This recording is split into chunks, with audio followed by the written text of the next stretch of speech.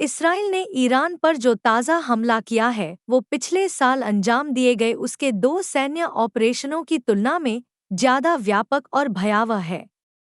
ऐसा लगता है कि इस हमले में उसने वैसी ही रणनीति अपनाई है जैसी पिछले साल नवंबर में लेबनान में हिज़्बुल्लाह के खिलाफ हमले के दौरान इस्तेमाल की गई थी।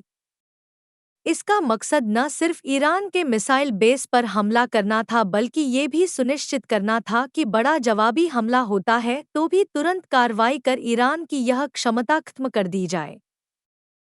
पिछले साल नवंबर में जब इसराइल ने हिज़्बुल्लाह के खिलाफ अभियान चलाया था तो उसका मकसद इस संगठन के नेताओं को मारना था। ईरान से इसराइल के हमले के जो फुटेज हासिल हुए हैं उनमें दिख रहा कि वैसी ही इमारतों पर हमला किया गया है जैसा पहले बेरूत के दक्षिणी उपनगरों की इमारतों पर किया गया था। ऐसे ही हमलों में हिज़्बुल्लाह के नेता हसन नसरल्लाह को मार दिया गया था। नेतन्याहू ने क्यों कहा, ये ऑपरेशन कई दिनों तक चलेगा?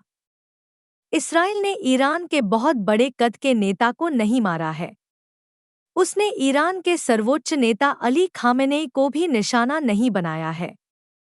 लेकिन ईरान के ताकतवर रिवॉल्यूशनरी गार्ड्स के कमांडर हुसैन सलामी और देश के कई शीर्ष परमाणु वैज्ञानिकों को सैन्य ऑपरेशन के शुरुआती घंटों में मारकर ईरान की सत्ता के उच्च वर्ग को अभूतपूर्व चोट पहुंचाई है।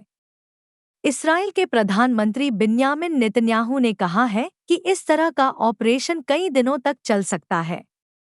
ऐसा लगता है कि ईरान की ओर से और ताकतवर प्रतिक्रिया की जरूरत होगी, उससे भी ज्यादा जोरदार तरीके से जब बीते साल उसने भी इसराइल पर हमला किया था। लेकिन ईरान की ओर से जवाबी हमले करने में अब ज्यादा मुश्किल भी आ सकती है।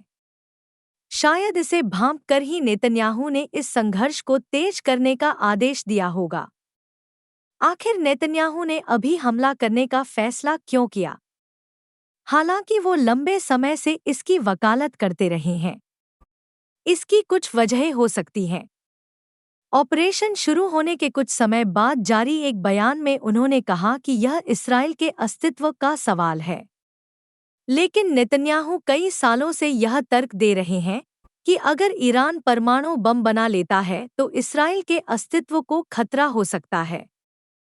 इस नई तात्कालिकता को जाहिर करते हुए एक वरिष्ठ इस्राएली सैन्य अधिकारी ने कहा है कि ऐसी जानकारी है कि ईरान के पास कुछ ही दिनों में 15 परमाणु बम बनाने के लिए पर्याप्त सामग्री है। लेकिन हो सकता है कि ईरान पर इसराइल के हमलों में कुछ दूसरे कारक भी भूमिका निभा रहे हों। रविवार को परमाणु समझौते को लेकर ईरान और अमेरिका की बातचीत छठे दौर में पहुंच जाएगी। हालांकि इस मसले पर कितनी प्रगति हुई है इसे लेकर विरोधाभासी संकेत मिल रहे हैं। हालांकि नेतन्याहू के लिए यह एक अहम मौका है। वो ये सुनिश्चित कर सकते हैं कि ठीक न लगने पर समझौता न होने दिया जाए।